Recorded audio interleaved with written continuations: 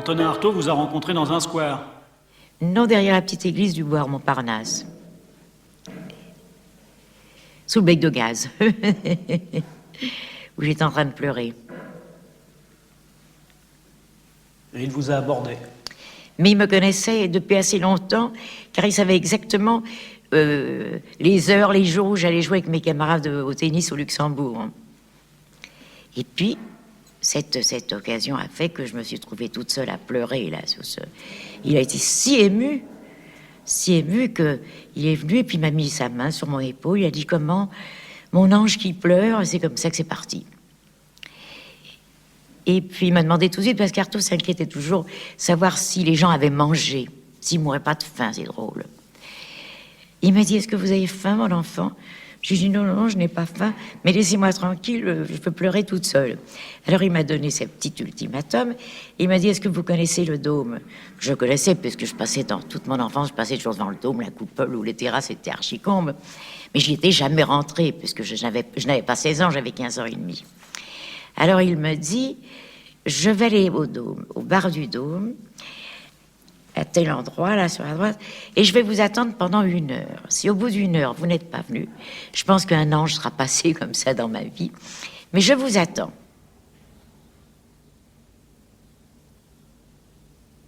Moi, j'étais assise au Dôme, j'avais commandé comme toujours un café crème, et je lisais les essais de Montaigne. Vous pensez, je sortais du lycée. Et je lisais tranquillement, puis tout d'un coup, je vois un homme qui s'arrête près de moi. Je ne connaissais pas du tout, et qui s'écrie d'une voix tonitruante, comme il avait une voix qui portait à 1000 lieues. Oh, quelqu'un qui lit les essais de Montaigne, vous vous rendez compte? Alors j'étais bien sûr très très choquée. Je me retourne et je vois un homme que moi je ne connaissais pas du tout, et je lui dis: mais monsieur, pourquoi ça? Il continue, et il apostrophe tout le monde, il interpelle Adamov, qui était là, que je ne connaissais pas non plus encore, en lui disant: Adamov, vous vous rendez compte, quelqu'un qui lit les essais de Montaigne. Bon, je n'ai pas digéré, évidemment. Et ensuite, mes amis sont arrivés, et Rolf Huback, qui fréquentait les surréalistes, c'est ça qui m'a dit: mais ça ne peut être qu'Antonin Artaud, je ne vois que lui qui puisse faire ça. Ah, mais moi, je n'avais jamais rien lu de lui. On venait de monter de lui Le Songe. C'était, vous voyez, je ne sais plus exactement la date, et ça avait fait scandale, comme vous savez. Il avait fait parler de lui. Mais moi, je n'avais pas vu la représentation, et je ne le connaissais pas. Bon, je suis continué à aller au Dôme, et puis il s'est assis tout simplement à côté de moi, et puis il a commencé à parler. Il était à cette époque-là, je dois dire, d'une beauté extraordinaire. C'était vraiment un des hommes les plus étonnants que j'ai jamais rencontrés. C'était avec un visage inouï. Et bon, c'était un acteur de cinéma. En même temps, il savait jouer tout ça. Il jouait, il était comédien. Hein. Et puis, bon, au bout d'un certain temps, on se voyait, on se connaissait. Et un jour, tout de même, je n'en pouvais plus. Je lui dis: mais enfin, expliquez-moi pourquoi vous m'avez interpellé de cette manière aussi grossière à propos des essais de Montaigne. Alors, il a eu ce sourire malicieux dont je vous parlais tout à l'heure. Et puis, il avait toujours un cahier, un crayon plus ou moins bien taillé, qui parfois n'écrivait pas du tout. Enfin, et il a écrit cette phrase que j'ai retenue: je hais Montaigne parce qu'il est l'un de ceux qui ont contribué à désespérer l'esprit humain. Moi, j'ai continué à le voir. Il m'impressionnait au plus haut point, il me faisait très peur. Puis un jour, je lui ai dit encore une fois, cette histoire de Montaigne, décidément, je n'ai pas bien compris qu'est-ce qui s'était passé. Et il m'a dit, alors là, en riant franchement: mais mon enfant, il fallait bien que je trouve un moyen de vous aborder.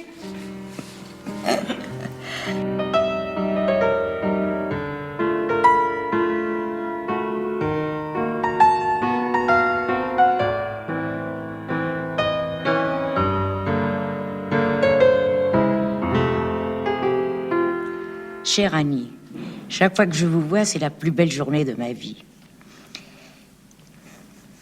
Ça me faire pleurer, ça. Il faut que je recommence parce que... Excusez-moi.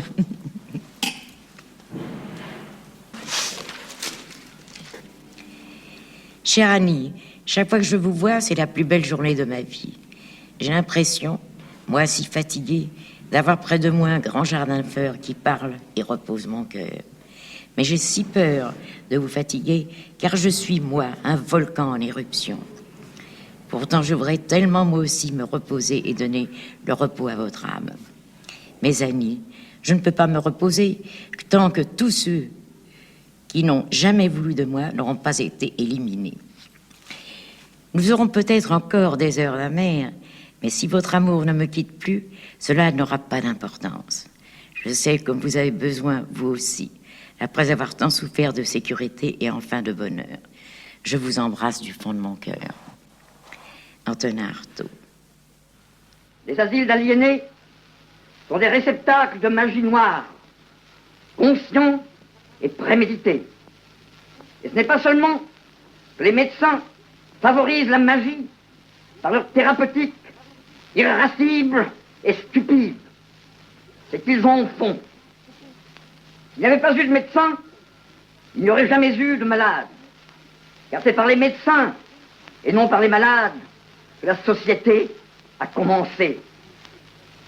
Ceux qui vivent, vivent des morts.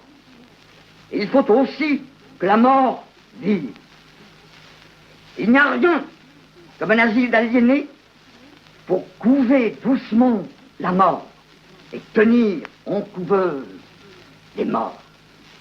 Cela a commencé 4000 ans avant Jésus-Christ. Cette technique thérapeutique de la mort lente. Et la médecine moderne, complice en cela de la plus sinistre et crapuleuse magie, passe ces morts à l'électrochoc ou à l'insuinothérapie afin de bien chaque jour vider ces haras d'hommes de leur moi et de les présenter ainsi vides, ainsi fantastiquement disponibles et vides aux obscènes sollicitations anatomiques et atomiques de l'état appelé bardo. Livraison du barda de vivre aux exigences du non-moi.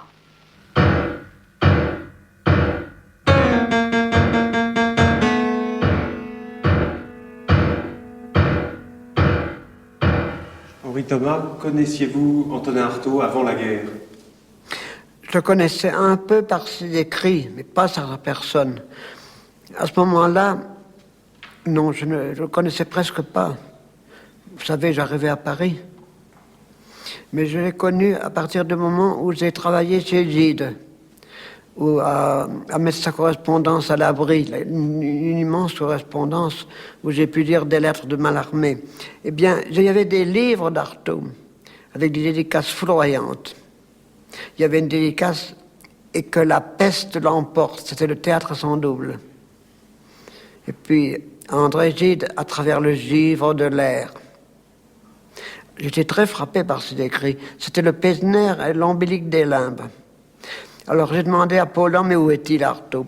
Il ne savait pas trop. Il m'a dit finalement, il est à l'hospice de Rodez. On peut le voir. Il m'a conseillé d'aller le voir. Et j'étais le voir dans l'hiver 1945, un drôle de voyage d'ailleurs, où je suis passé par Toulouse, je me suis fait arrêter par la police parce que j'avais un pantalon de l'armée américaine. C'était défendu de le racheter. Et puis, je suis arrivé à Rodez par une tempête de neige. Et alors l'hospice de Rodez, c'était quelque chose. J'ai cru passer dans un autre monde. C'était comme un petit couvent, locteux, un petit couvent avec des arcades, des petites arcades autour d'une cour déserte, et puis un bruit de sabots. Et après, Artaud m'a dit, moi aussi j'ai mes sabots. Et puis il y avait un trou dans le plafond, dans la pièce où j'ai attendu.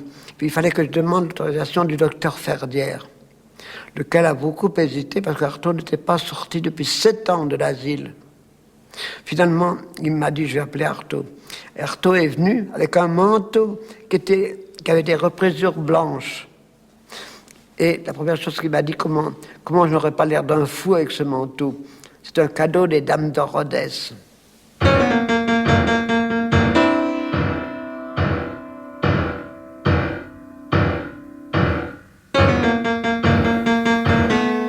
Dans son journal, Arthur Adamov écrit « Marthe et moi décidons d'aller voir Antonin Artaud, oublié de tous, en traitement à l'asile de Rodez depuis le début de la guerre. Artaud, le visage traversé de tiques, ravagé, ridé, la bouche édentée. Il nous raconte sa vie, accuse le docteur Ferdière de le terrifier. Si vous n'êtes pas sage, monsieur Artaud, on va vous faire encore des électrochocs. Dans le train du retour, Marthe pleure, nous nous jurons, elle et moi, de sortir Artaud de Rodez. » D'abord, l'endroit était sinistre, enfin, plus sinistre peut-être même que la plupart des asiles départementaux, qui n'étaient pas, vous savez, c'était en soi horrible. Et puis c'était tout de suite après la guerre. Il y avait encore très peu de nourriture, c'était vraiment encore le moment de 17. Là, on pensait bien comment ces gens étaient nourris. Et puis, les patients qu'entourait Antonin Artaud, qu'il était, et les seuls malades à côté de lui, c'était dans l'ensemble des goitreux des montagnes. C'était vraiment des débiles, c'était un spectacle absolument horrible de le voir parmi ces malheureux, avec lesquels il n'avait évidemment, pouvait avoir aucun contact.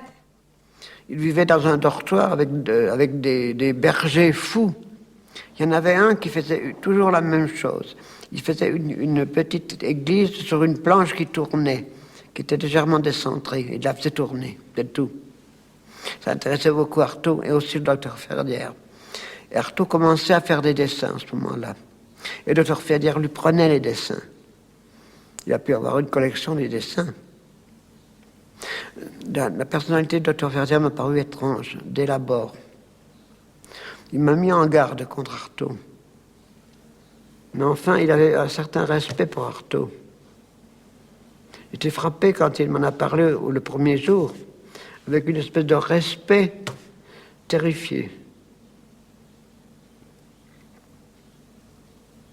Quand je lui ai demandé, mais il a une chambre. Il avait dit, ah non, il n'a pas de chambre. Il ne veut plus de chambre. Il veut dormir au dortoir. Mais je dis, mais comment est-ce possible? Pourquoi? Ah ben, c'est parce que on le met dans une chambre quand il va avoir un électrochoc. Ah, bon, c'était clair. En effet, il préférait dormir au dortoir, tellement il avait peur des électrochocs. Et il est certain qu'il l'ait voulu ou non, le docteur Ferdière avait fait de la menace d'électrochoc un instrument de coercition. C'était venu peu à peu, sans doute, comme ça, parce que il voyait qu'il n'obtenait pas les résultats qu'il voulait. C'est-à-dire que il était tenu en échec, là, par quelque chose qui lui dépassait, je suppose. Mais ça sont des suppositions que j'ai faites par moi, parce que dans les faits, c'est exactement ce que dit Adamov. Nous avons trouvé Antonin Artaud dans un état de délabrement physique et moral total. C'était véritablement une pitié. Il était là depuis 10 ans, faut pas l'oublier. 10 ans dans un asile de ce genre. Mais c'était quelque chose d'affreux, n'est-ce pas? Vraiment je ne veux pas dire les camps de concentration, parce qu'il ne subissait pas de sévices. Mais pour le reste, c'était à peu près équivalent. C'est pourquoi il avait un tel mépris pour la médecine. Et puis, il avait peur de la petite boîte verte qui servait aux électrochocs. Car on lui a fait des dizaines d'électrochocs qui lèsent la mémoire. Il n'a pas pu me donner la liste de ses œuvres parce qu'il m'a dit « je n'ai plus de mémoire ». Et on continue à lui faire des électrochocs dont il avait horreur. Il a commencé son martyr à ce moment-là. C'est pas exagéré de dire que c'était un martyr.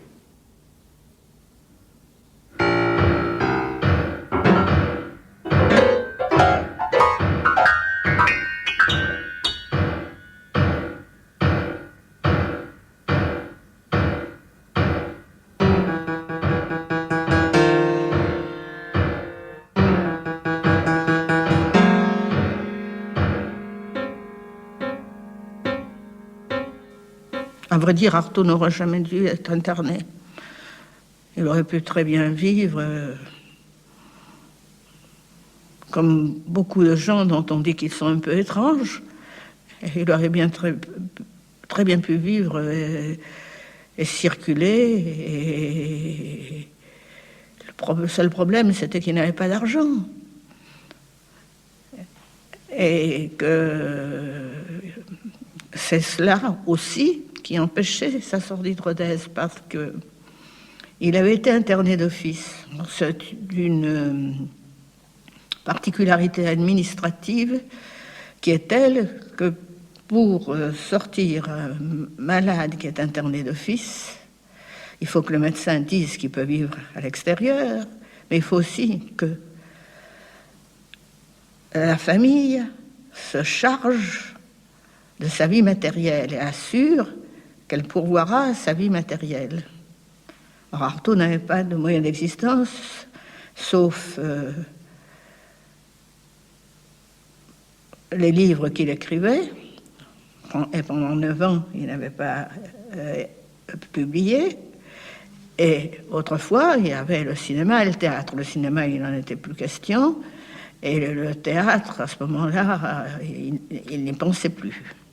Nous n'avions d'argent ni les uns ni les autres, et il n'était pas question de trouver comme ça sur le champ de quoi faire vivre Antonin Artaud largement, tranquillement, sans aucun souci matériel, et quand même à l'abri de tout ce qui aurait pu arriver dans la rue, dans la ville.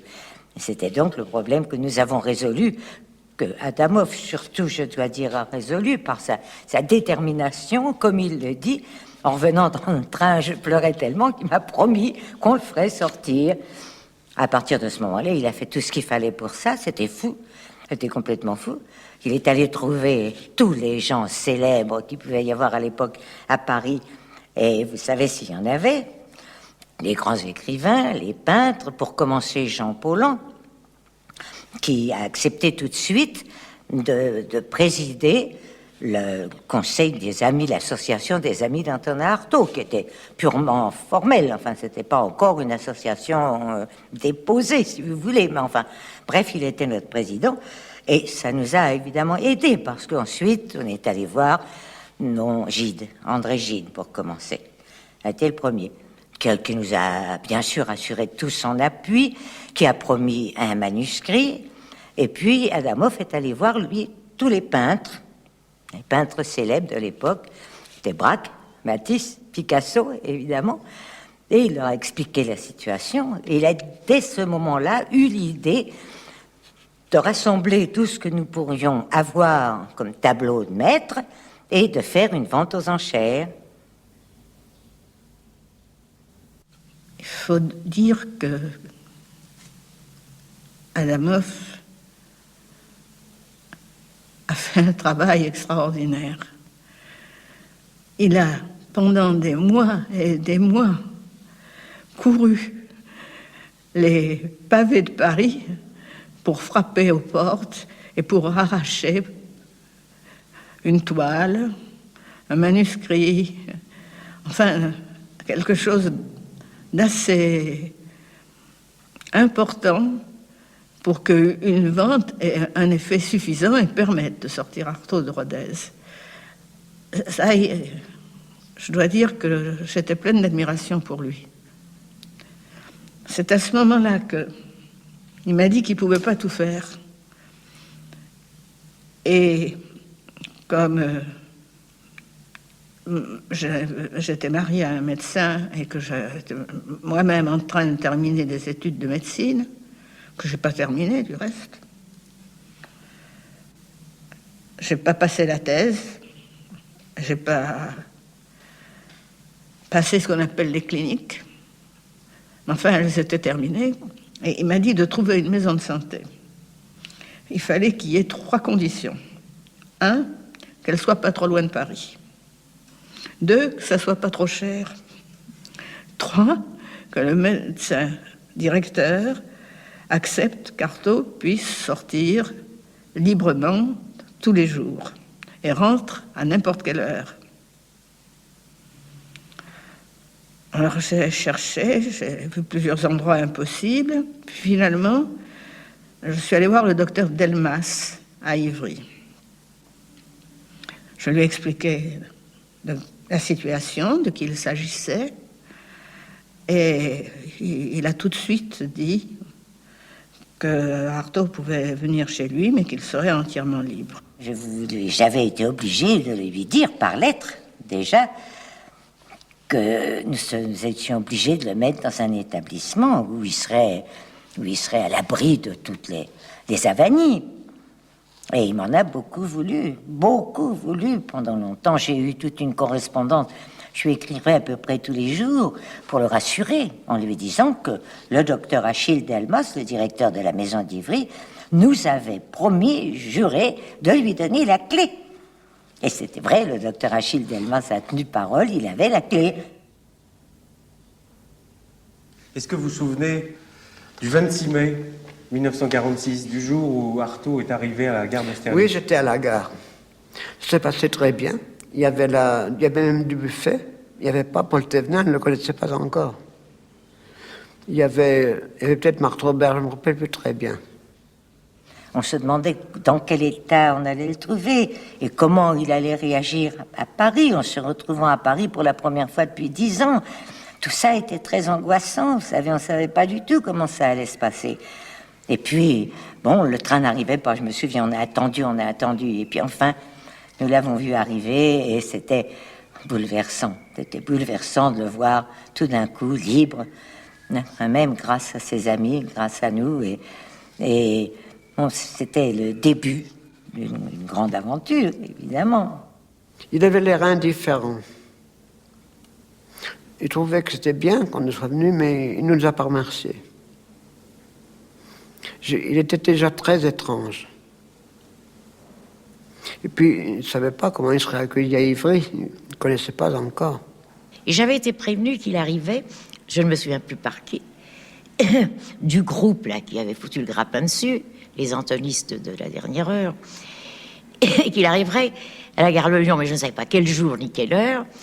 Et enfin, j'étais un peu rassurée parce qu'il paraît qu'il y avait Marthe Robert, il y avait comment il s'appelait, Adamov, et il m'avait promis, bon, et merveille, de s'en occuper.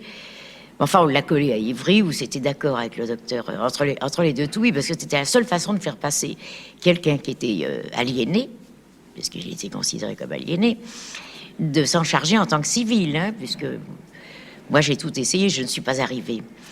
Alors, mais ceux-là ont été à la gare, enfin tout ça, pour qu'on en parle. Et puis après, quand ils ont vu la charge qu'ils avaient, parce que c'était une charge, il est rentré sans un sou, dans une saleté, dans une misère absolue, et leur méconnaissable, hein, physiquement. La différence en 10 ans, non? Parce qu'il était très beau, hein, Artaud. Il avait des yeux d'abord extraordinaires. Il était très beau. Et quand il est sorti, il ressemblait plutôt à une sorcière qu'autre chose. C'était affreux. Le jour même, sur le retour, il a été conduit à Ivry. On a écrit des choses un petit peu bizarres là-dessus dans cette revue qui s'est spécialisée sur les... Comment dirais-je? Les cancans, les médias? Non. Qui s'est voulu une espèce de médiateur entre les partis opposés qui s'appelait La Tour de Feu et qui finalement n'a fait en général qu'envenimer les débats. Et il y a eu un article d'une dame qui était la cousine d'Adamov, du reste, qui était Ida Bourdet, et qui était une très bonne amie du docteur Ferdière, et qui était venue chercher le docteur Ferdière avec sa voiture, et qui a raconté une histoire, le petit matin d'Austerlitz, qui est complètement faux. Moi, j'y étais pas, mais je sais que c'était faux. Et elle a dit qu'on ne savait pas quoi faire d'Artaud, alors que moi, je savais parfaitement que l'endroit où il devait descendre était retenu. Bon, c'est tout. Oui, vous saviez d'autant plus que c'était une des conditions de son retour. Oui, c'était une des conditions de son retour, et que je m'étais occupée de trouver l'endroit et que je l'avais négocié, les conditions d'admission avec le docteur Delmas. Donc je savais parfaitement. Mais enfin bon, il y a toujours des témoins qui racontent des choses auquel ils ont prétendument insisté, mais qui n'existent pas. Des faux témoins. Oui, je pense que tous les témoins sont des faux témoins. C'est pour ça que vous me voyez si mal à l'aise, parce que j'ai l'impression que je peux être un faux témoin aussi. Et j'aurais horreur de ça. Ça me déplairait beaucoup. Le premier soir de ce retour, vous l'emmenez chez Gide. Oh, c'est pas le premier soir, c'est quelques jours après. D'abord, j'étais passé devant chez Adrienne Monnier. J'étais monté à dire à Adrienne Monnier, il y a Artaud là, sur le trottoir. Est-ce que vous voulez le voir? Elle avait refusé. Ça m'a beaucoup choqué. Mais je comprends qu'elle avait peur. Mais Gide a dit immédiatement, arrivez là. Et alors il était très ému, il avait la larme à l'œil facile. Et il a dit à Artaud, mais tout cela t'a enrichi. Ce qui était drôle, étant donné qu'Artaud était si misérable. Et Artaud m'a dit, en sortant de chez Gide, je crois que ça commence pas trop mal.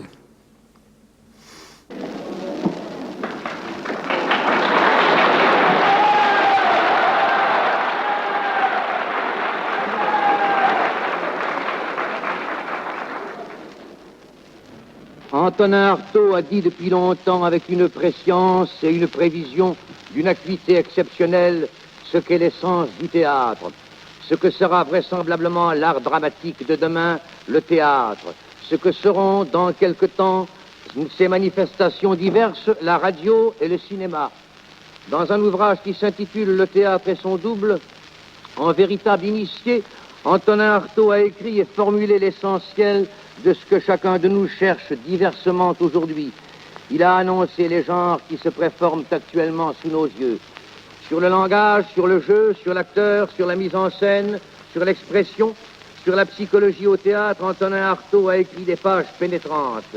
Et dans la mesure où une définition peut saisir et circonscrire les phénomènes dramatiques, des pages définitives.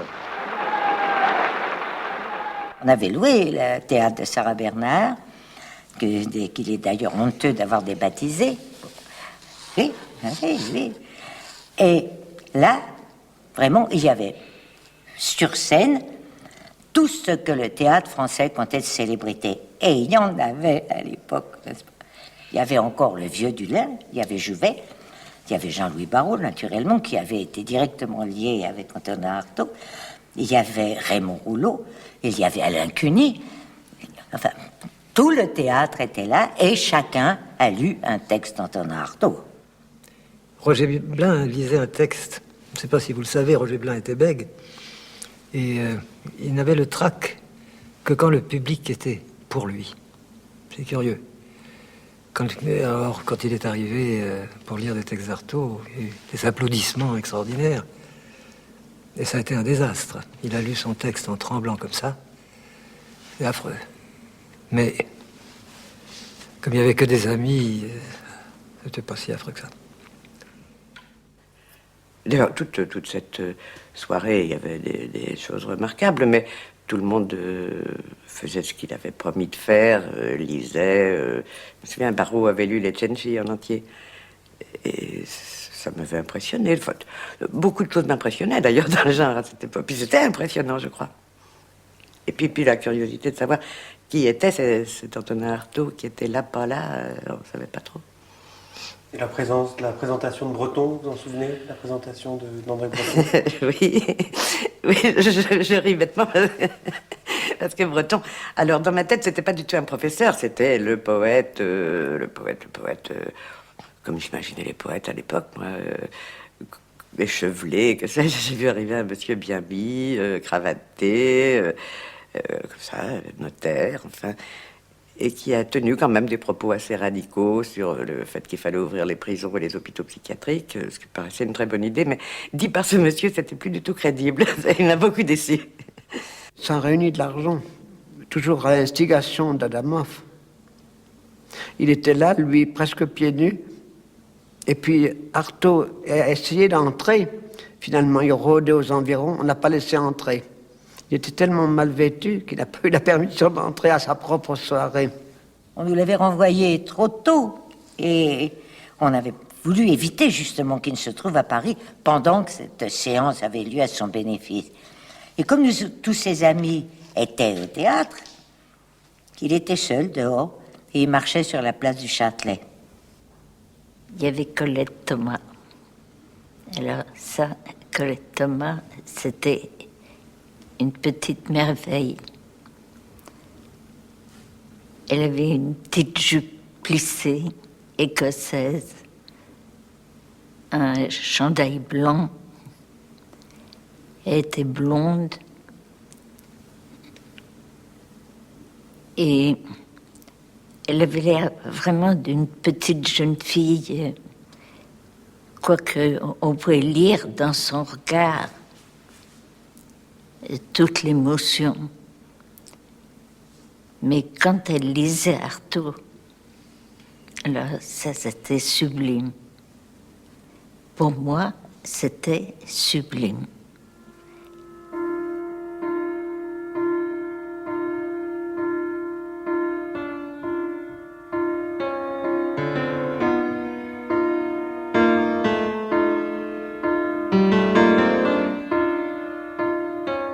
Colette Thomas, qui n'avait jamais fait de théâtre, qui voulait en faire, mais qui n'avait pas fait de théâtre vraiment, mais qui avait travaillé avec Antonin Artaud, parce que quand il aimait quelqu'un, il s'imaginait toujours qu'il avait du génie, vous voyez, comme il disait pour moi.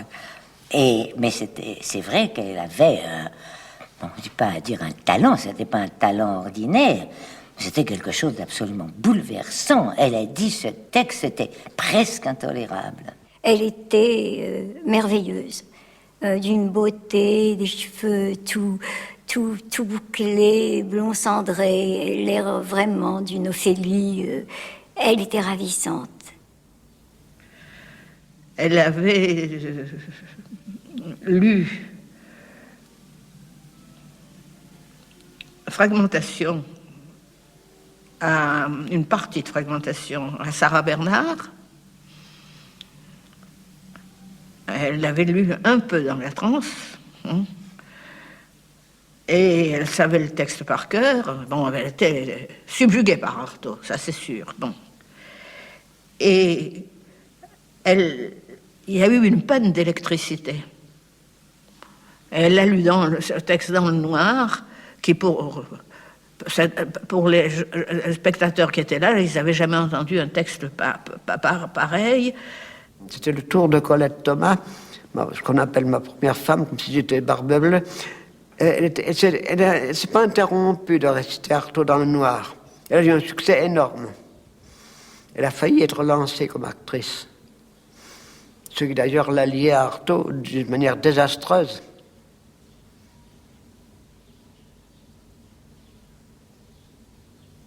Et moi, de temps en temps, je sortais et je restais avec lui un petit moment pour qu'il ne soit pas seul. Et on lui avait dit, mais pas vraiment ce qui se passait. Enfin, c'était très pénible parce que on n'avait pas du tout, ça n'entrait pas dans le calcul qu'il soit là. Alors ça a été vraiment un très mauvais moment parce que l'idée qui se promenait autour du théâtre Sarah Bernard tout seul comme ça après, c'était vraiment, ça me serrait le cœur. Mais je vous dis, de temps en temps, j'allais le voir et puis je ne parlais pas trop de ce qui se passait à l'intérieur parce que c'était encore que c'était très beau, vous savez, c'était vraiment tout était très émouvant, c'était très beau.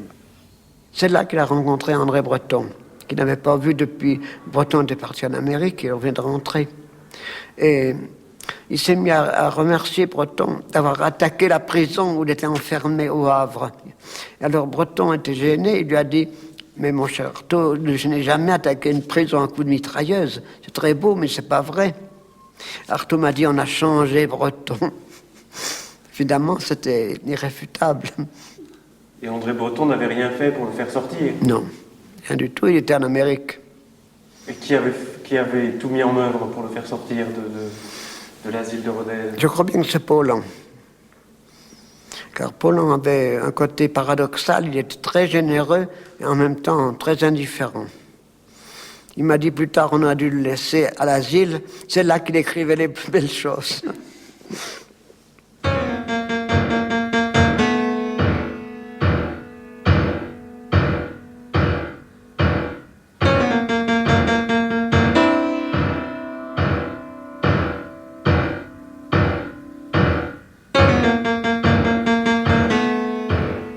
il a plutôt été bien accueilli par ses anciens amis. Simplement, il y avait des problèmes. Parce que il y avait celui du tutoiement, par exemple. Il y avait... Vous savez qu'entre comédiens, souvent, on se tutoie. Et Artaud a tutoyé les comédiens avec qui il travaillait. Il ne tutoyait pas tellement. Les écrivains, je crois qu'à part Vitrac, si je vois d'après les lettres, c'était le vouvoiement qu'il employait. Mais il y avait d'autres gens qu'il tutoyait. Et après, Villévrard, Rodez, les méthodes des infirmiers avec ce qu'on appelle les aliénés, ils ne pouvaient plus supporter le tutoiement. Mais Artaud ne facilitait pas les rapprochements familiers, hein. C'était Monsieur Antonin Artaud, Arthur Adamoff, on disait chaque fois le prénom et le nom de la personne, assez souvent précédé de Monsieur. C'est Paul qui me rappelait que Antonin Artaud disait Monsieur Prevel, qu'il connaissait pourtant très bien Prevel, il disait Monsieur Prevel. Et il était fâché, je ne sais plus si c'est Barrault ou quelqu'un d'autre lui avait dit bonjour Artaud. Il n'était pas content du tout. Et il y avait quelque chose de cérémonieux qui était probablement inspiré par lui, instauré par lui. Je me souviens d'un jour où je l'ai trouvé furieux au Dôme parce qu'il venait de rencontrer, d'être abordé plutôt par un acteur qui a une grande célébrité, surtout au cinéma, du nom de Roger Carl. Et ce Roger Carl l'avait abordé en lui disant « Eh bien, ma belle, comment vas-tu ?» Alors les deux choses l'avaient horrifié. Et bon, et tout de suite, il expliquait qu'il ne fallait plus le tutoyer et ça posait des problèmes. Bon, mais c'était pas très grave, ça. Bon, je vois des gens comme Balthus, Giacometti, je l'ai vu être très amical avec Artaud. Jean Paulhan était toujours très amical.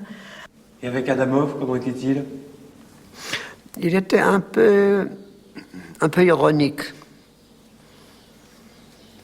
Il disait que d'un livre d'Adamoff, c'était la digestion, mais que l'estomac s'était absenté.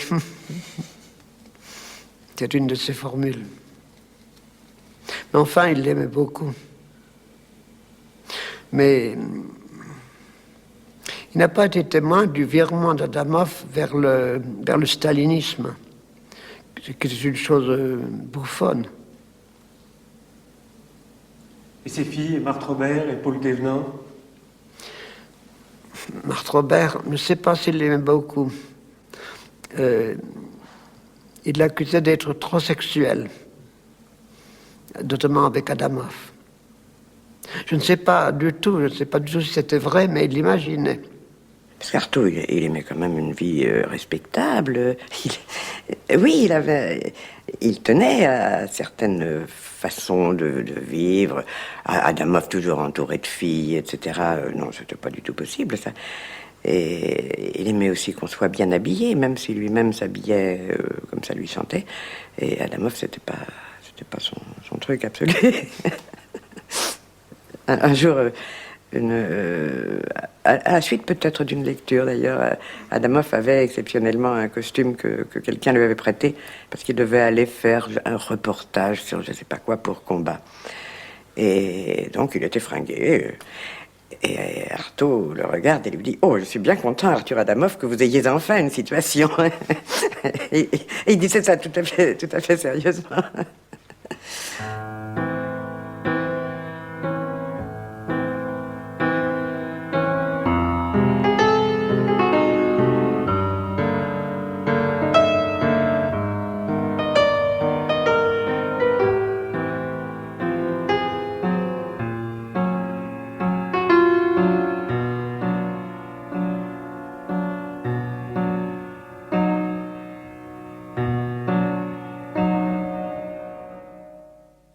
Il ne se trompait jamais sur ses amis. Il était très fin. Et puis il avait un humour extraordinaire. qui mettait dans ses questions. Il me donnait rendez-vous au bar vert, rue Jacob. Toujours au bar vert. Et c'était généralement pour m'annoncer quelque chose. Il me disait, je vous ai envoyé 4 roses accrochées à une petite potence de fer. Les avez-vous reçues? Moi, je n'avais rien su. Je lui disais, il y a tant de choses qui se perdent dans la poste. Il n'insistait pas. Il m'a dit aussi un jour, il y a au Tibet un groupe de bonzes qui veulent vous empêcher d'écrire. Alors le plus fort, c'est que pendant 15 jours, j'étais incapable d'écrire. C'était tellement persuasif ce qu'il disait. Les malades et les médecins. La maladie est un état. La santé n'en est qu'un autre. Plus mort, je veux dire plus large et plus mesquin. Pas de malade qui n'ait grandi. Pas de bien portant qui n'ait un jour trahi pour n'avoir jamais voulu être malade, comme tel médecin que j'ai subi. J'ai été malade toute ma vie, et je ne demande qu'à continuer.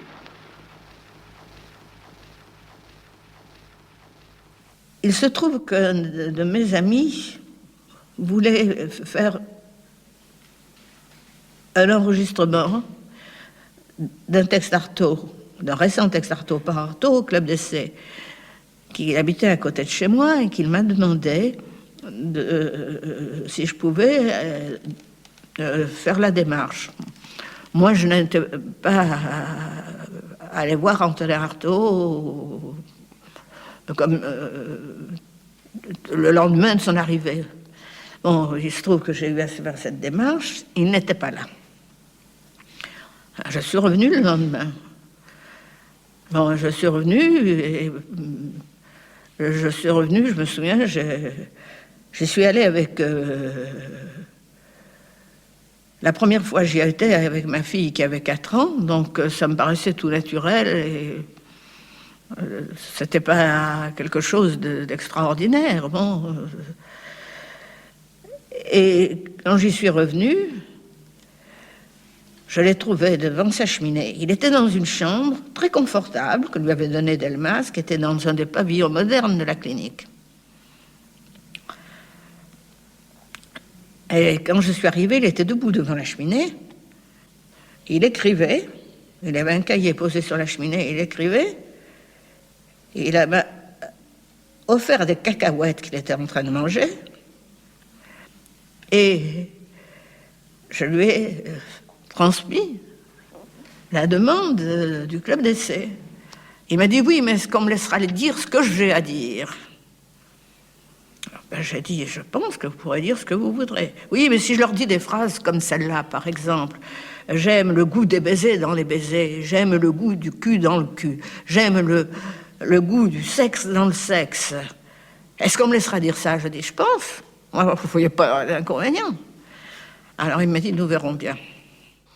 Et à l'heure prévue, très exactement, très poliment, car cet homme difficile et quelquefois imprévisible était très bien élevé. C'était même une des choses qui m'avait frappé la première fois où je l'avais rencontré, car j'avais affaire à quelqu'un qui revenait de la maison des morts, et il était tout de même tellement excessif par moments, tellement agité, et tout de même toujours très poli, très respectant les formes.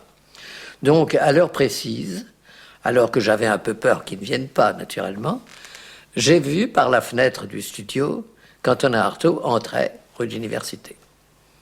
Il l'a fait en toute simplicité, ça s'est passé extrêmement vite, on ne l'a pas du tout préparé spécialement, il n'avait demandé qu'une seule chose, c'est qu'il puisse exactement dire ce qu'il voulait dire, et qu'on ne lui retranche rien, qu'il n'y ait pas de censure. C'était vraiment, étant donné l'endroit et la limite de leur travail, ce n'était pas un problème. Et alors, ça s'est placé ainsi. Il a commencé à parler, un texte qu'il avait préparé, qu'en définitive il a lu, car je ne sais pas s'il avait jamais été improvisateur. En tout cas, il ne l'était pas à ce moment-là, et dans toutes les autres séances, y compris plus tard pour en finir avec le jugement de Dieu, c'était toujours un texte lu. Mais lu comme quelqu'un qui sait lire, c'est-à-dire comme un acteur, en fait.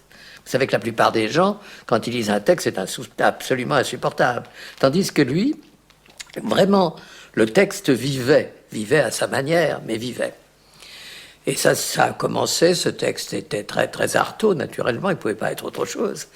Et au bout d'un moment, il s'est mis à pousser des cris qui avaient un effet très rapide sur le potentiomètre de l'homme qui prenait le son, parce qu'il n'y avait rien à faire. On ne pouvait pas laisser cette espèce de voix exorbitée. Et puis, il est retombé et il a fini son texte. Car les états de privation de la vie m'ont toujours renseigné beaucoup mieux sur la pléthore de ma puissance que les crédonces petites bourgeoises de la bonne santé suffit. Car mon être est beau, mais affreux. Et il n'est beau que parce qu'il est affreux. Guérir une maladie est un crime. J'allais le voir souvent et il venait à Paris presque tous les jours. Mais dans l'intervalle, j'allais le voir. Et c'était une étrange maison de santé. Elle avait quelque chose de ruiné. Il y avait un parc avec des orties énormes et des grandes herbes, avec des bustes, qu'ils ont se demandé ce qu'ils faisaient là, un buste de Socrate par exemple. Ça avait quelque chose de fantomatique. Et Artaud disait que la révolution avait commencé dans sa chambre, que Robespierre et Marat s'étaient rencontrés là. Quand elle arrivait à la maison de santé d'Ivry, il y avait une énorme grille et on tournait tout de suite à droite vers le fond du parc. On passait devant un premier pavillon qui était inoccupé pour arriver à ce pavillon-là où avait choisi d'habiter Antonin Artaud. Ici, c'est la vue du pavillon de plus près avec l'arbre immense qu'il y avait et devant le jardin où il aimait se promener, où il n'y avait personne. Alors voilà, la même vue, mais cette fois-ci vue plus près, sans les arbres. Voilà de nouveau la vue avec l'arbre. Puis on tournait, vous voyez, voilà ce qu'on a vu tout à l'heure, et voilà l'arbre, et voilà la porte d'entrée de la chambre d'Antonin Artaud et une fenêtre qui donne sur le devant. Voici l'ensemble du bâtiment complet jusqu'au mur qui était là. Voilà la porte de sa chambre, la fenêtre, la chambre annexe et les chiottes. Voici encore la chambre annexe et les chiottes. Et au fond, c'est la mairie d'Ivry.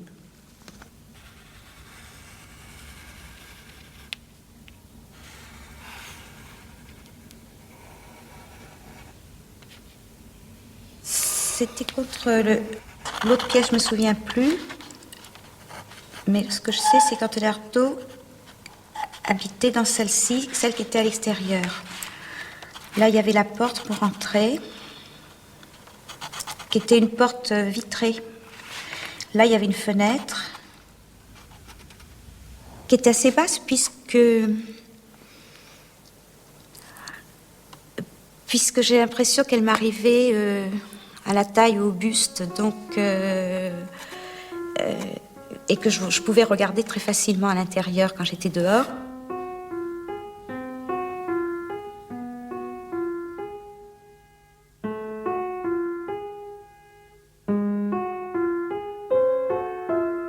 Là, il y avait deux fenêtres. Là. Et là, il y avait une grande cheminée. Et le jardinier s'occupait de lui faire fournir un feu dans cette cheminée.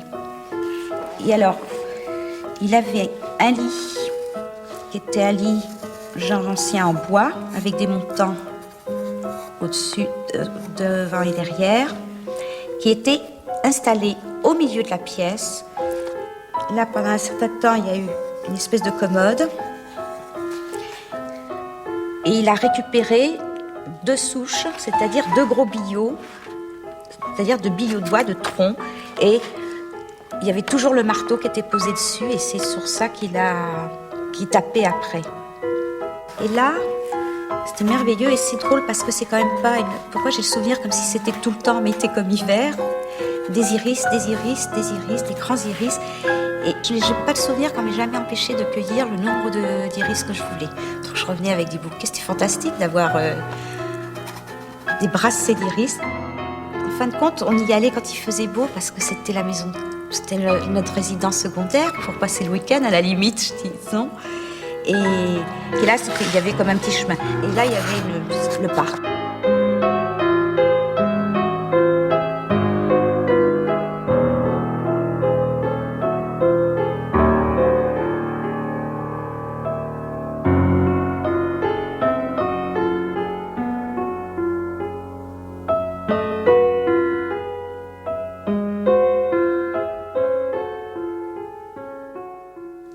Là, il a commencé à travailler, à dessiner intensément.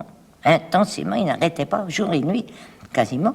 Et puis, il venait chez nous, à Charenton, chez le docteur Thévenin, rue de Pellechache, chez Jacques. Il était rue Jacob, chez nous.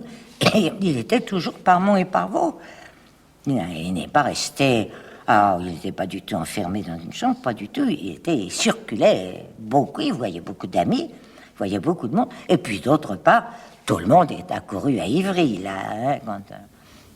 Il était évident que Artaud était un point chaud dans notre aventure, un point de ralliement. Nous étions inconnus pour la plupart. Il y avait juste André d'Hôtel, qui était un peu plus âgé, qui lui était rimbaldien à n'en plus finir. J'ai éprouvé la présence d'Henri Thomas un peu comme sa poésie me rappelait un peu celle de Verlaine. Comment dire, j'aime bien une certaine négligence physique si à l'intérieur il se fait un travail d'orfèvre à propos de poésie ou de langue.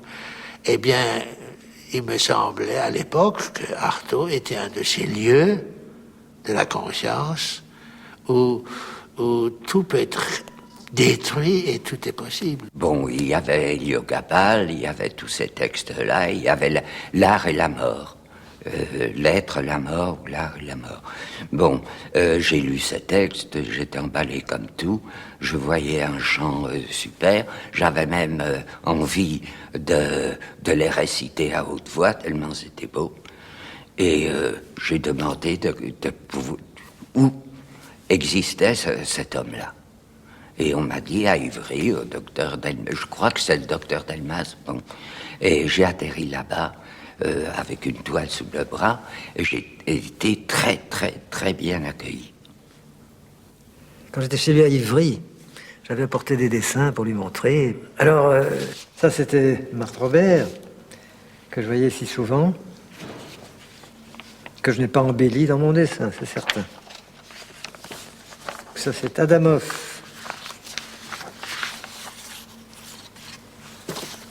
Adamov encore.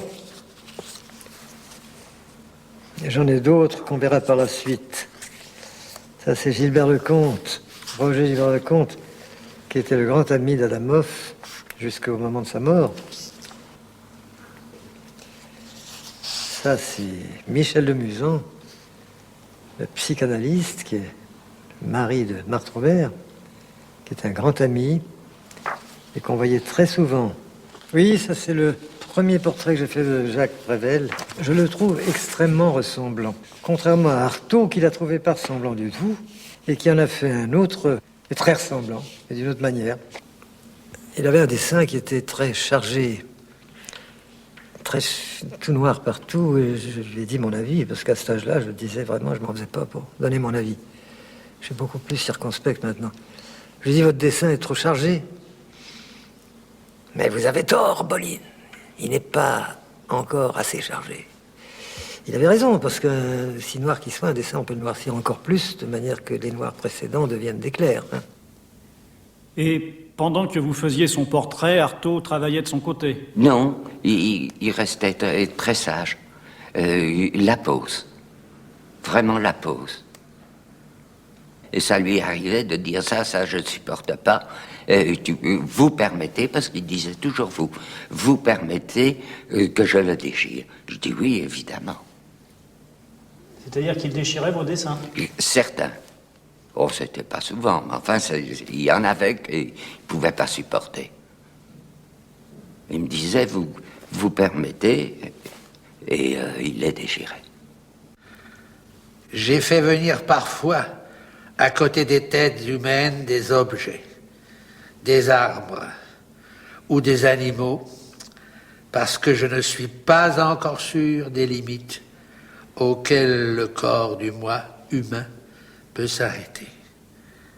J'en ai d'ailleurs définitivement brisé avec l'art, le style ou le talent dans tous les dessins que l'on verra ici. Je veux dire que malheur à qui les considérerait comme des œuvres d'art, des œuvres de simulation esthétique de la réalité. Aucun n'est à proprement parler une œuvre. Tous sont des ébauches, je veux dire des coups de sonde ou de boutoir donnés dans tous les sens du hasard, de la possibilité, de la chance ou de la destinée. Je n'ai pas cherché à y soigner mes traits ou mes effets, mais à y manifester des sortes de vérités linéaires patentes qui vaillent aussi bien par les mots que les phrases écrites, que le graphisme et la perspective des traits. C'est ainsi que plusieurs dessins sont des mélanges de poèmes et de portraits, d'interjections écrites, d'évocations plastiques, d'éléments de matériaux, de personnages, d'hommes ou d'animaux. C'est ainsi qu'il faut accepter ces dessins dans la barbarie et le désordre de leur graphisme. Qui ne s'est jamais préoccupé de l'art, mais de la sincérité et de la spontanéité du trait.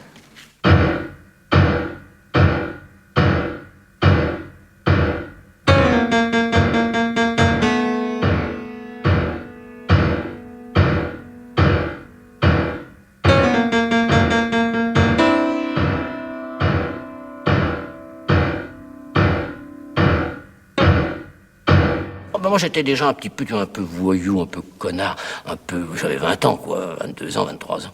Alors, moi, je l'aimais parce qu'il était accueillant, il était simple, on arrivait à Ivry, alors il prenait la boule à cri, puis Acha la vitamai, son omegata, mageto mi. Alors tu répondais comme tu pouvais. Sur le même temps? Ah oui. Moi, je me suis vu aller avec Roche et Paris chez lui. Il a pris Paris à la gorge. Paris a eu un moment comme ça. Il a pris la boule à cri. Il prend ici, il lui serre le kiki. Il dit, c'est la boule à cri. Et alors, il a commencé à parler en phonétique ou en... Alors, moi, j'ai répondu comme ça, comme je viens de le faire. En sachant très bien à quoi ça correspondait, mais... Oui, mais il est assez difficile de se souvenir de ses paroles. C'est plutôt l'impression de ses paroles. Mais elle faisait un avec lui. Il n'y avait pas le langage d'Artaud, il y avait Artaud et son langage. C'était inséparable. Il vivait sa vie sur le plan du langage. On aurait dit qu'il attendait du langage de le remplacer. Je ne l'ai jamais vu, comment dire, réfléchir, engager une conversation purement conviviale, non. Il avait des moments, et c'est extraordinaire comment il connaît ses défaites, mais il les citait avec une sorte de négligence. Par contre, quand il allait dans le rut du cerveau, eh bien, il tapait, il scandait. D'ailleurs, il dit lui-même, il écrit des xylogrammes. Les glossolalis, pour moi, ne sont pas destinés à être lus, mais destinés à être proférés. Et proférés de vive voix, dans la rapidité du temps, dans la vigueur du geste. Et ce qui était merveilleux, il écrivait au crayon, il ne prenait jamais de l'encre, il était toujours ce crayon, ce cahier sobre, calligraphe, des cahiers d'écolier, mais des tasses, des masses, ça s'entassait. Et puis soudain, il y avait toujours cette sorte de scansion.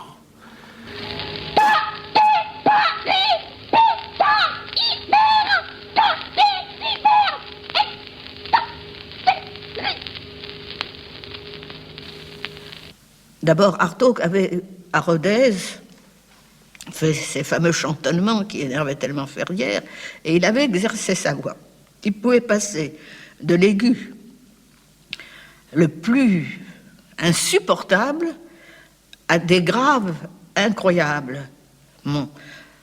Il n'y a pas beaucoup... Il avait travaillé aussi son souffle, et c'était pas pour rien qu'il chantait. C'est glossolalie, en tapant avec son marteau, au point qu'il a cassé le marteau, du reste, non, sur le billot. C'est parce que il y avait un exercice du souffle, une espèce de ahon comme ça, qui lui était nécessaire. Ah, ces glossolalie, elle me semble un peu superflue. C'était des façons de rythmer la marche. Car Artaud était un terrible marcheur. Il faisait des promenades autour de la maison d'Ivry. Pour revenir à Ivry, il prenait un taxi. Alors il tapait avec sa canne sur le taxi, il criait « à l'asile de fous ». Le chauffeur terrifié filait naturellement. Nous avons pris un autobus et alors il faisait comme ça, tout au long du trajet, les gens se retournaient, fait ça, comme un geste de dénégation, comme si, en même temps, c'est pas bien ce que je vais dire, il se bouchait sur les gens, si vous voulez. Il avait l'air, c'est pas exactement ça, peut-être, je sais pas dans sa tête exactement ce qu'il... Mais enfin, c'était... Quand il lançait son souffle. Oui, oui, et il devait savoir que, aussi, pas que ça embêtait les gens, mais que, il aimait bien taquiner...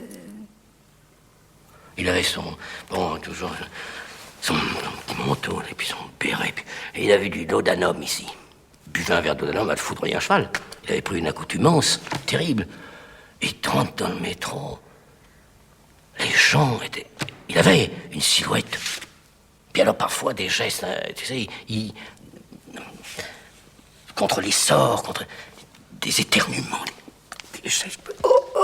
Tu vois, il se grattait, tout d'un coup il pousse... Comme ça, puis... Alors, les gens étaient effrayés, déjà, c'était terrible.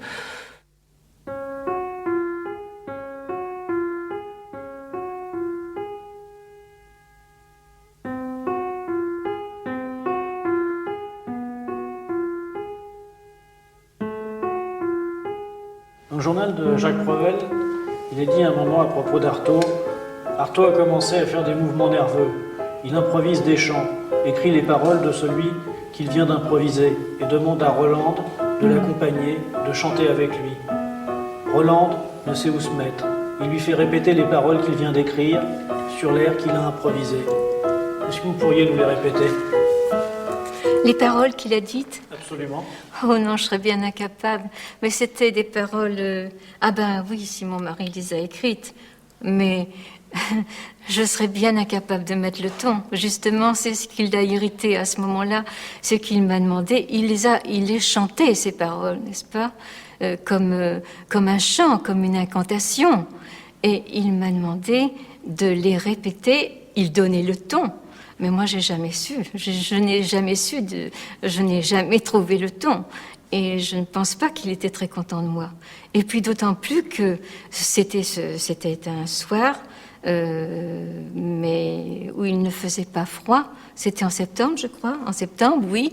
Donc la fenêtre était ouverte.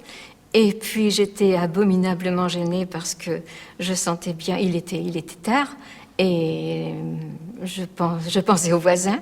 Et je me disais que j'allais avoir le lendemain une jolie scène de la part des voisins. Alors tout ça me mettait très mal à l'aise. En tout cas, j'ai pas trouvé le ton, ça c'est sûr. Alors il s'est mis à continuer, lui, mon mari le dit, je crois, sur un ton de plus en plus aigu, n'est-ce pas? Et dans mon esprit, ça a duré très longtemps. Peut-être que ça n'a pas duré aussi longtemps que je le croyais. Mais enfin, dans mon esprit, ça a duré très longtemps, bien sûr. En tout cas, ça s'est terminé d'une façon plus qu'émouvante, puisque il s'était sans doute beaucoup fatigué, et c'est à ce moment-là qu'il s'est senti très mal, et il a demandé la permission de s'allonger sur le divan dans la salle de séjour. Alors, il s'est allongé tout habillé sur le dos, et puis très vite, il s'est endormi. Alors, à ce moment-là, moi, j'ai dormi dans la petite pièce à côté, dans la chambre à côté, et mon mari est parti à ce moment-là. Il est parti,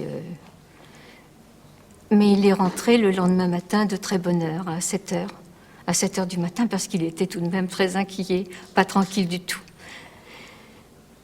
Et quand il est rentré, quand il est arrivé, nous avons déjeuné tout doucement, et Antonin Artaud était toujours endormi.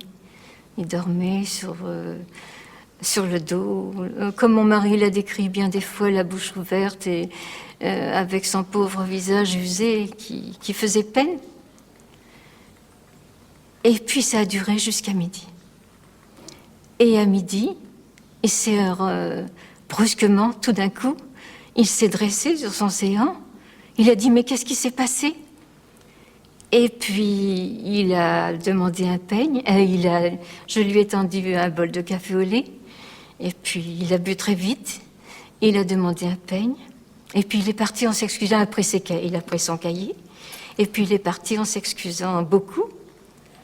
Et puis, je sais, mon mari le raconte dans le livre, que quelques jours après, il lui a dit « J'ai fait un rêve chez vous l'autre nuit. Au moment où je me suis réveillée, j'étais dans une prison. Et on me tendait un papier, et sur le papier, il y avait écrit « Complainte d'Antonin Artaud, qui a été assassiné dans ce monde et qui ne renaîtra jamais dans l'autre. » Et puis, quelque temps après, il est parti, il était de plus en plus malade, et c'est là qu'il est parti en clinique dans le Midi, je crois, dans le Var, à Sainte-Maxime, je crois. Et puis, à Sainte-Maxime, il a mis au point son poème, Le retour d'Artaud le Momo. Et c'est après Sainte-Maxime, à son retour, il a donné à mon mari le texte dactylographié du poème du retour d'Artaud le Momo. Il avait pris le soin de mettre à Jacques Prevel au début de sa main et en bas de mettre sa signature. Et puis alors il y avait, ce que vous savez, le vieil Artaud est enterré dans le trou de la cheminée. Le vieil Artaud est enterré dans la bouche de la cheminée qu'il tient de sa gencive froide de ce jour où je fus tué. Ah, il s'appelait lui-même le vieil Artaud. Le vieil Artaud est enterré dans le trou de la cheminée qu'il tient de sa gencive froide. J'ai entendu lire ça. C'est le début d'Artaud le Momo. Le début d'Artaud le Momo, oui.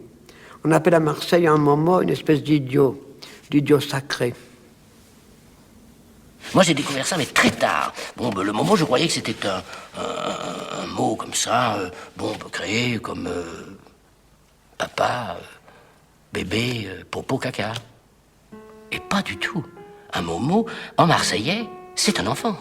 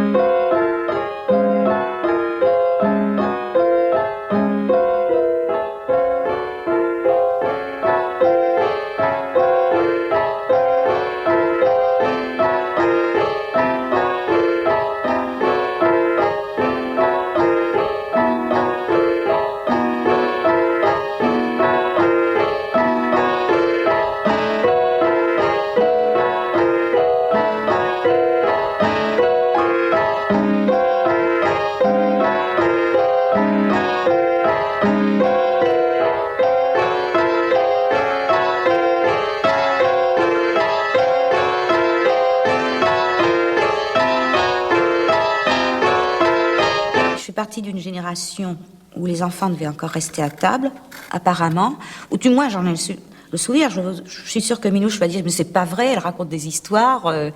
Mais moi j'avais l'impression d'une lenteur de ces repas. Et là il y avait une grande discussion. Enfin il avait une grande discussion. Il devait avoir un coup de déprime, un coup de déprime. Et il discutait, il disait qu'il ne savait plus écrire, qu'il n'arrivait plus à écrire, qu'il ne savait plus écrire. Enfin, moi, j'ai retenu le mot « qui ne savait plus écrire ». Et moi, je commençais, je venais de rentrer à l'école, donc j'avais retenu ça et je commençais à apprendre à écrire, moi, personnellement. Alors, après le repas, je suis allée le voir, à un moment donné, et puis je lui ai dit, comme ça, je lui ai proposé mon aide, je lui ai dit, écoutez, enfin, je ne sais pas si je l'ai dit comme ça, mais écoutez, Artaud, si vous voulez, moi, j'apprends à écrire, je veux bien vous apprendre à écrire. C'est-à-dire que moi, je l'ai pris au pied à la lettre.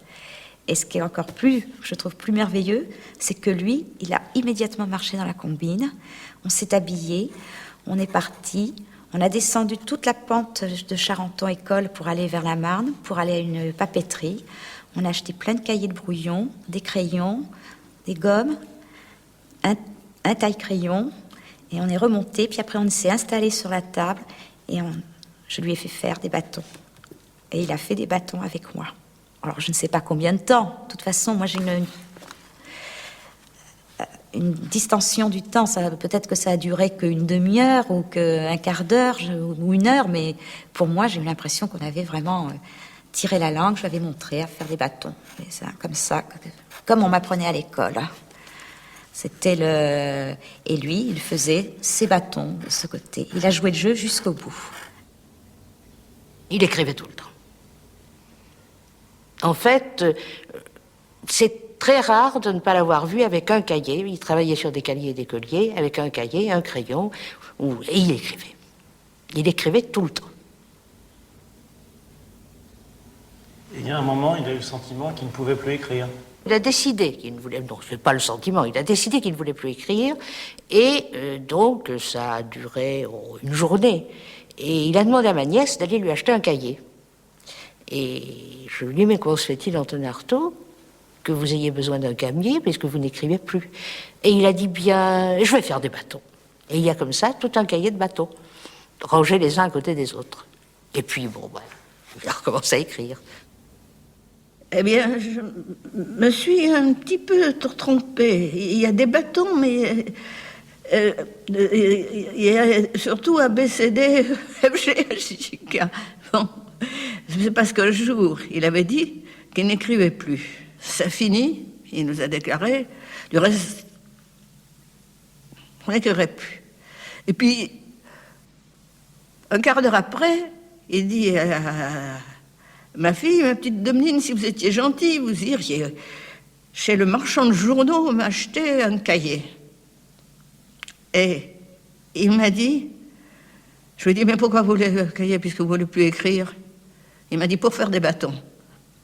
En effet, il s'est mis à faire des bâtons, et puis A, B, C, D, F, G, H, I, K.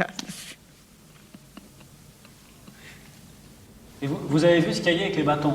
Oui, il l'a montré. C'était pas nul, hein. Sur la dernière écriture, c'était des bâtons. C'était la dérision de l'écriture. Ça fait partie également, je crois, de sa théâtralité. Parce que, comment faire pour ne pas prendre son crayon? D'ailleurs, tu sais, une page de... vous avez vu les brouillons, les cahiers. Il y avait 10 mots dans la phrase. Il arrivait tout d'un coup à mettre très peu de termes. Donc le cahier était rempli en 2 coups de cuillère à peau. Non, mais enfin, sous l'effet d'une... Alors qu'il est tout d'un coup dit, tiens, pourquoi pas? Comment est-on traversé par les idées? Comment nous viennent-elles? C'est un peu inquiétant d'ailleurs, parce que il y a une part de folie même en nous. Moi, je crois que la folie, d'ailleurs, chez les poètes qui gardent leur raison, ou tout au moins le principal de leur raison pour ne pas sombrer à leur tour, c'est que cette folie est un peu le ciment de leur raison. Centre-mère et patron Minet. Je parle le totem muré, car le totem mural est tel que les formations visqueuses de l'être ne peuvent plus l'enfourcher de près. C'est sexe carne, ce totem refoulé. C'est une viande de répulsion abstruse, ce squelette qu'on ne peut maquiner, ni de mère, ni de père inné, n'étant pas la viande minette qu'on copule à patron minet. Or, la panse n'était pas affrétée quand Totem entra dans l'histoire pour en décourager l'entrée.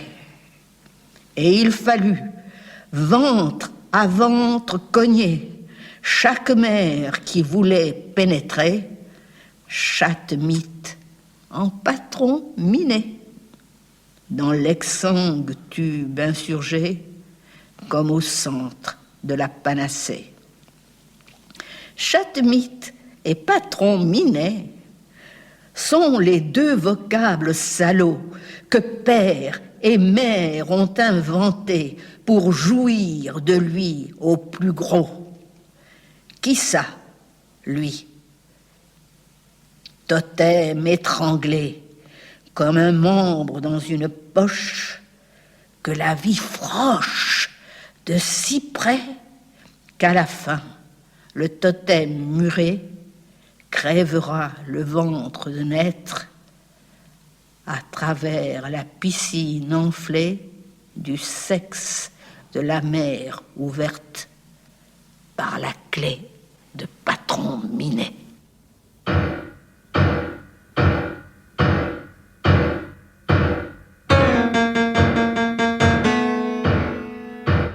Et quelle impression vous faisaient ces textes une fois que vous les relisiez, une fois que vous les aviez tapés?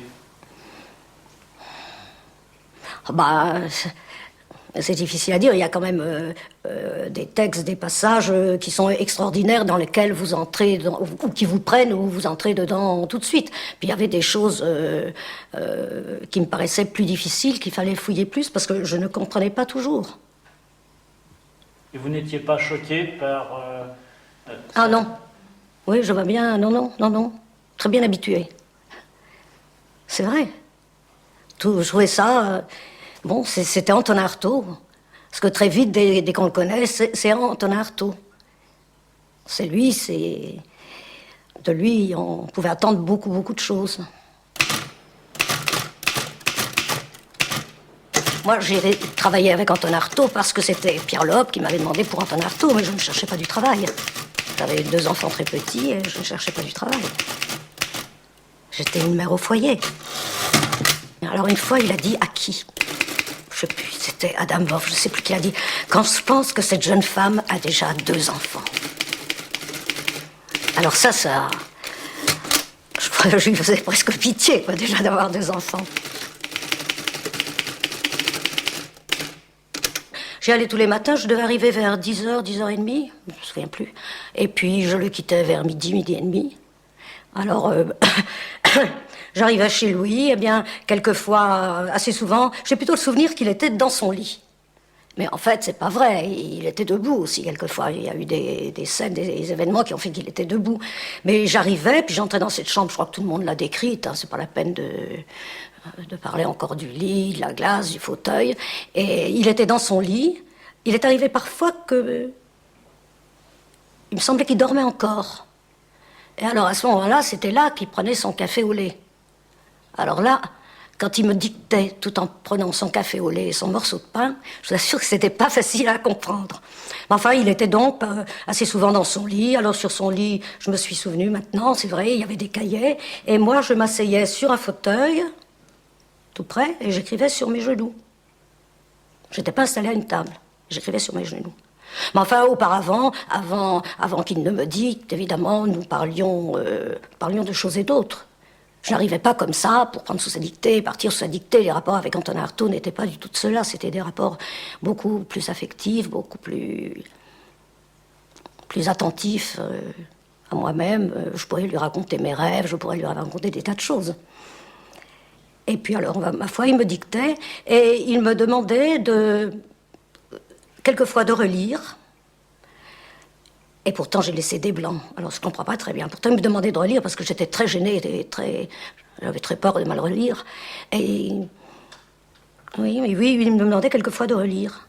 Au-dessus de la psychologie d'Antonin Artaud, il y a la psychologie d'un autre qui vit, boit, mange, dort, pense et rêve dans mon corps. Je ne vis pas au milieu d'un concile de tête, je ne peine pas dans un cénacle d'esprit. Tous autour de moi, aux écoutes, tous aux écoutes dans mon moi, et Dieu est de ces esprits-là. Chaque esprit a sa tablature, son arc, son rayon, ses éclipses, l'éclipse de ses apparitions. Dieu le mène, et ça va très mal. Mal depuis ce péché d'origine que Dieu fit en entrant dans l'être, en copulant avec sa création. Et ainsi le cénacle bouge, il se remue. C'est toujours la même question qui revient, aussi bien entre Dieu et ses anges qu'entre l'homme et la création.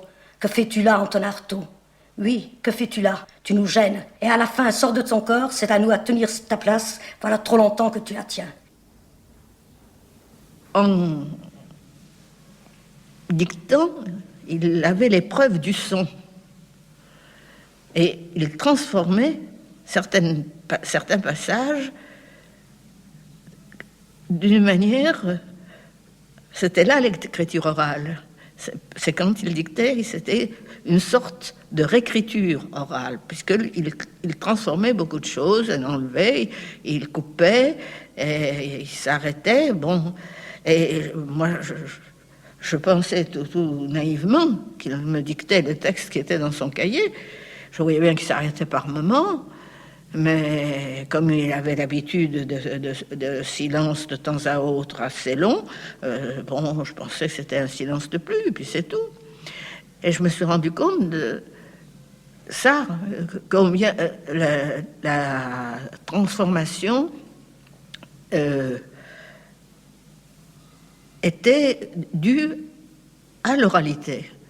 Et il pouvait même, quand vous faisiez des erreurs et que vous transcriviez quelque chose phonétiquement et mal, sans l'apercevoir ou le faire corriger, mais l'utiliser et trouver un jeu de mots comme ça, supplémentaire, qui était dû à justement l'écoute de la chose écrite. Et bon... C'est comme ça qu'il m'a donné il m'a dicté plusieurs textes et qu'il aimait dicter. Ça. Il avait une belle voix d'ailleurs. Il avait toujours cette voix d'acteur. Et qu'est-ce qu'il aimait par exemple vous réciter? Vous vous souvenez de choses C'est toujours des vers. C'était le poème de Baudelaire. Ô mort, vieux capitaine, il est temps, levons l'ancre. Ce pays nous ennuie, ô mort, appareillons. Nerval aussi? Oui, ils avaient des sonnets des chimères. Je me rappelle l'avoir entendu déclamer, il déclamait vraiment, c'était même très gênant. Alors on vit sortir des feux du purgatoire un jeune homme inondé des pleurs de la victoire. C'était lui le jeune homme. Pas oublier qu'il n'avait pas 50 ans.